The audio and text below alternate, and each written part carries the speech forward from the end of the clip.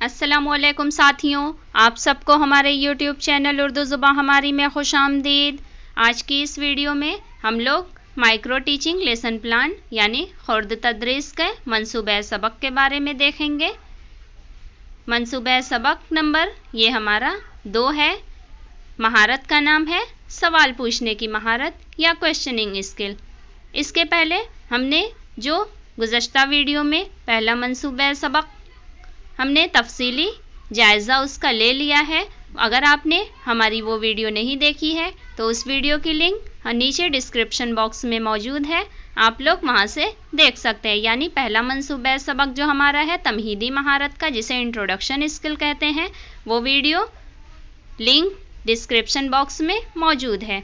आज की जो हमारी जो महारत का नाम है ये हमारी है सवाल पूछने की महारत यानी क्वेश्चनिंग स्किल। ये हमारा दूसरा मंसूबा सबक है। सबसे पहले इसमें क्या होगा, मौल्लिम तालिबे इल्म का नाम होगा, यानी जो स्टूडेंट टीचर होगा उसका नाम होगा, वो कौन सा मज़मून पढ़ा रहा है, तो मज़मून हमारा उर्दू होगा।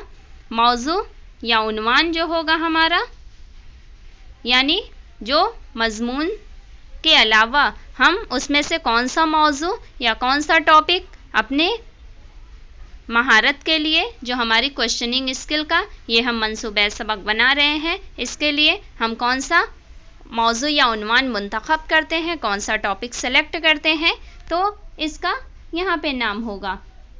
और जिस तारीख को हम ये मंसूबा सबक पढ़ा रहे हैं, ये दर्जा में पेश कर रहे हैं, वो तारीख होगी।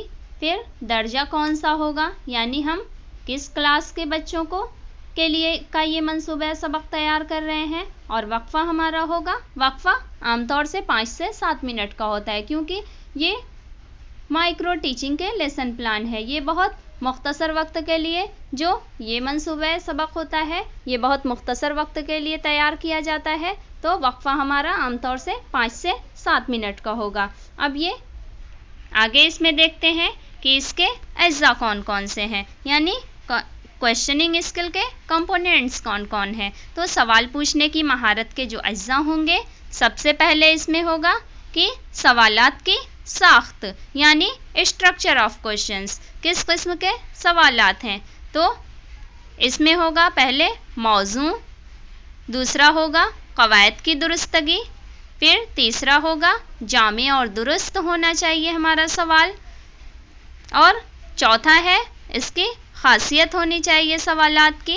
फिर पांचवा है कि सवालात तरतीबवार होने चाहिए, यानी एक ऑर्डर एक सीक्वेंस में होने चाहिए हमारे सवालात। फिर अगला हिस्सा क्या है कि सवाल पूछने का अमल कैसा होना चाहिए, यानी इसमें हम क्या देखते हैं कि इसमें हमारी रफ्तार कैसी है, हमारी आवाज़ कैसी है, हमारा जो ठहराव है, लहजे का उतार चढ़ाव है, वो हमारा कैसा है, और तरतीब व तसलसल हमारे सवालात के बीच तरतीब व तसलसल बरकरार है या नहीं। उसके बाद क्या होगा, उसके बाद होगा तलबा के जवाबात या रद्द अमल को संभालना या मुआयना करना उनका, यानी जो तलबा हम जो सवाल कर रहे हैं कमरे जमात में तलबा के सामने, तलबा उसका कैसा रद्द अमल दे रहे हैं या किस तरह का उनकी तरफ से रिस्पॉन्स मिल रहा है, उसका हम मुआयना करेंगे। तो क्या होगा इसमें, इसके अंदर कि रद्द अमल या जवाबात को कबूल करने का एक तरीका होगा, यानी तलबा अगर गलत भी जवाब दे रहे हैं किसी सवाल को, तो हमें उनके जवाबात को या रद्द अमल को कबूल करना है, सीधे हम उन्हें नकारेंगे या इनकार नहीं करेंगे। अगला क्या होगा, मज़ीद मालूमात फराहम करना, यानी हम उस जो टॉपिक होगा हमारा, जो मौजू होगा, जो उन्वान होगा, उससे मुताल्लिक हम उन्हें और मज़ीद मालूमात फराहम करेंगे। और फिर क्या करेंगे, और एक आखिरी अज्जा है जो यानी हौसला अफजाई का इस्तेमाल, हम तलबा जो जवाबात देंगे उन जवाबात को हम सुनकर तलबा की हम हौसला अफजाई करेंगे। अब इसमें क्या है, सवाल है, यानी मौल्लिम तालिबे इल्म जो स्टूडेंट टीचर होगा वो कमरे जमात में जाएगा, بچوں سے سوال کرے گا۔ سب سے پہلے سوال پوچھتے ہیں، معلم طالب علم کمرہ جماعت میں داخل ہوتا ہے تو وہ بچوں سے سوال کرتا ہے، بچوں ہندوستان پر کن کن لوگوں نے حکومت کی؟ تو طلباء اب اس کا جواب اپنی سابقہ معلومات کے بنیاد پر اس کا وہ جواب دیتے ہیں کہ ہندوستان پر ڈچ، فرانسیسی، پرتگالی، ترک، مغل اور انگریزوں نے حکومت کی۔ تو استعمال میں کون کون سے یہاں پہ اجزاء استعمال ہوئے، اس کی ہم نمبرنگ یہاں پہ ڈال دیتے ہیں۔ جیسے ہم دیکھتے ہیں کہ سوالات جو تھے، سوال کی ساخت یہ ایک موضوع تھی، قواعد کی درستگی اس میں تھی، جامع اور درست سوالات تھے۔ اس کے علاوہ سوال ایک ترتیب سے پوچھا گیا، سوال میں ایک سوال پوچھنے کا جو عمل تھا وہ ایک رفتار کے ساتھ تھا، آواز میں جو آواز تھی وہ بھی بہتر تھی کہ کمرہ جماعت کے ہر طلباء کو آواز ہماری سنائی دے، اور ایک ٹھہراؤ تھا، ترتیب و تسلسل بھی تھی، ایک ٹھہراؤ تھا۔ اس کے علاوہ حوصلہ افزائی کا بھی ہم استعمال کریں گے کیونکہ جو طالبہ ہے اس نے صحیح جواب دیا ہے۔ اس کے بعد اگلا سوال ہم کریں گے کہ انگریزوں کی غلامی سے ہندوستان کب آزاد ہوا؟ تو جیسے ہی اسٹوڈنٹ ٹیچر یا جو معلم طالب علم ہوتا ہے وہ جب اگلا سوال پوچھتا ہے تو طلباء کا طرز عمل کیا ہوتا ہے، یعنی طلباء کی طرف سے کیا جواب آتا ہے کہ انگریزوں کی غلامی سے ہندوستان 15 اگست 1947 کو آزاد ہوا۔ پھر یہاں پہ ہم دیکھتے ہیں کہ کون کون سے استعمال میں کون کون سے اجزاء آئے، ان اجزاء کی ہم یہاں پہ نمبرنگ کر دیتے ہیں۔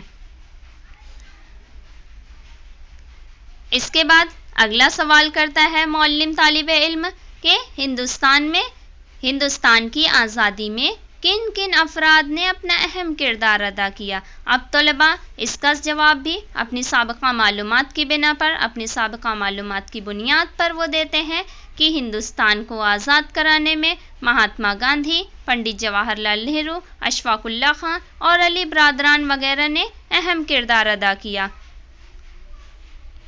یہ طلباء کا جواب ہوتا ہے جو وہ اپنے سابقہ معلومات کی بنیاد پر دیتے ہیں۔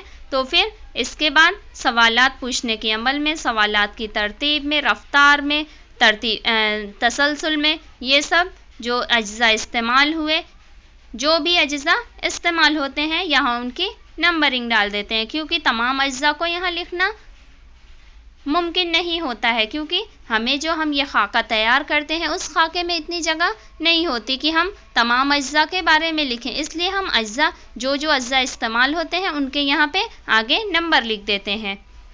اس کے بعد معلم طالب علم جو ہوتا ہے، اسٹوڈنٹ ٹیچر، وہ اگلا سوال کرتا ہے بچوں سے کہ علی برادران کے نام بتائیے۔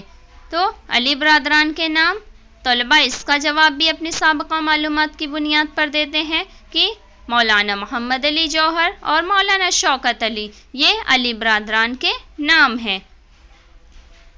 پھر اگلا سوال پوچھتا ہے معلم طالب علم جو ہوتا ہے، یعنی جو اسٹوڈنٹ ٹیچر ہے، وہ پھر اگلا سوال کرتا ہے کہ علی برادران کی والدہ کا کیا نام تھا؟ تو بچوں کی چونکہ جو سابقہ معلومات ہے اس بنیاد پر انہیں علی برادران کی والدہ کا نام معلوم نہیں ہوتا ہے، تو بچے صحیح جواب نہیں دے پاتے ہیں، یعنی بچوں کی طرف سے غیر تسلی بخش جواب ملتا ہے کہ علی برادران کی والدہ کا نام چونکہ انہیں معلوم نہیں ہوتا ہے۔ تو اسی طرح یہ ہمارا کویشچننگ اسکل جو دوسری مہارت ہے، جو سوالات پوچھنے کی مہارت ہے، جسے کویشچننگ اسکل کے نام سے جانا جاتا ہے، اور یہ مائکرو ٹیچنگ کے جو لیسن پلان ہوتے ہیں، جو مائکرو ٹیچنگ میتھڈ ہوتا ہے، اس کی یہ ایک بہت اہم اسکل ہے جو اس طرح سے تیار ہوتی ہے، جس کا ہم نے تفصیلی جائزہ اپنی اس ویڈیو میں لیا۔ اس طرح یہ کویشچننگ اسکل کا ہمارا جو مائکرو لیسن پلان تھا یہ تمام ہوا۔